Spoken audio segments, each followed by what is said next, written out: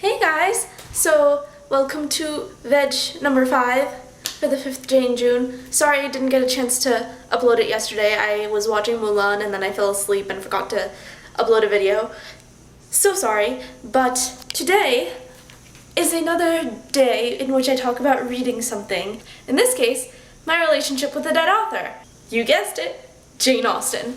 So, when I was in about 7th grade or so, I had heard a lot about Pride and Prejudice. I had seen the Keira Knightley movie. I saw Bride and Prejudice, which I absolutely hated, by the way. Aishwarya Rai, no, don't.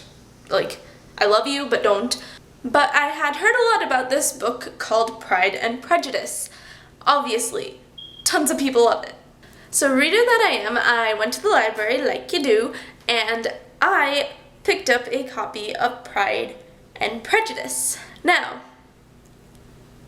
I hated that book, but this is only because I had only read the first chapter and I was just thinking, I am so bored.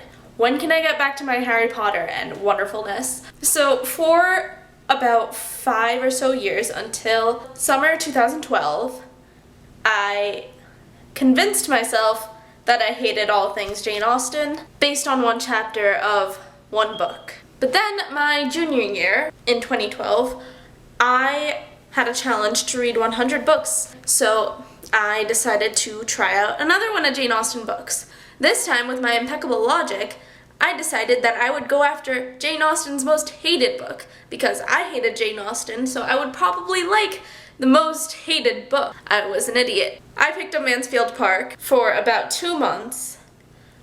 I wanted to shoot myself. It's not good. The people you ship don't get together, and then there's a surprise pairing, and it's weird and incestuous, and it's all about one household. It's freaking Kahani Gargarki or something. It's a dumb Indian serial. Let's just put it that way. It's about some play and how everything should be appropriate and wonderful, and it just goes, no, it ain't kosher. No, I did not like that book.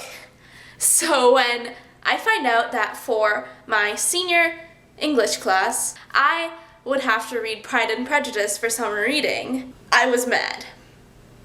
Really mad. I was I have to read this dumb author again? No one cares about the freaking 1600s and what you read then. But then I discovered the Lizzie Bennet Diaries. You guys already know how much I love the Lizzie Bennet Diaries. Everyone is just wonderful in that show, and Ashley Clements is amazing, and dude, DVG is so good as Darcy. Oh my god. I started watching in April, as you do, because I wanted to support Hank, and I was like, okay, this is really good. And I had liked all of the other adaptations of Pride and Prejudice beforehand. I just didn't like the book based on that one chapter. And I still thought I hated Jane Austen at this point. Mostly because of Mansfield Park now. I went to the Lizzie Bennet Diaries and I'm just wait a minute. I last picked up this book in 7th grade.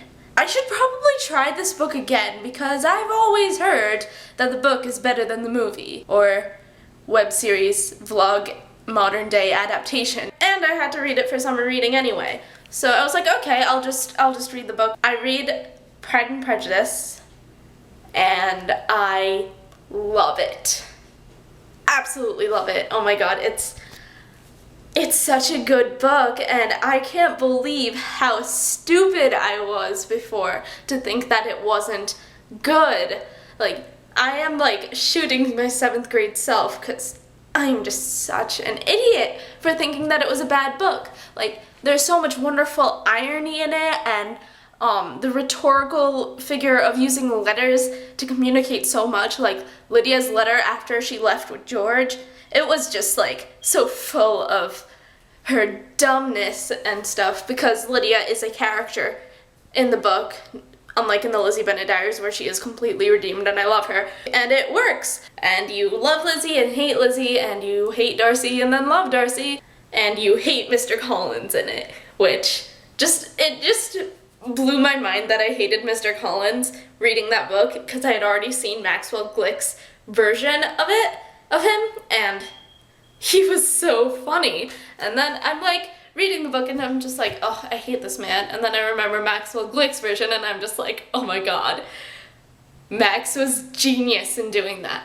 I really love Pride and Prejudice now, and I am planning to go get Northanger Abbey from my library and reading it, and once I do, I will update you on that. But as of now, the state of my relationship with Jane Austen is pretty good. Like, we had some trust issues in the beginning, and I found out her biggest flaw, and I hated her for a long time for that. But then I discovered that she's just a brilliant mind. It's incredible what she's done, and the time period that she did it in. So yeah, I can't wait to get started on that. Oh, and a note on Sanditon. I don't really like it, but I'm glad it is getting built up more now. Like, I had a whole Tumblr post after the first 2 episodes on why I didn't like Sanditon, and most of those reasons still stand. But I will probably discuss that tomorrow, considering it's like book web week. Bye!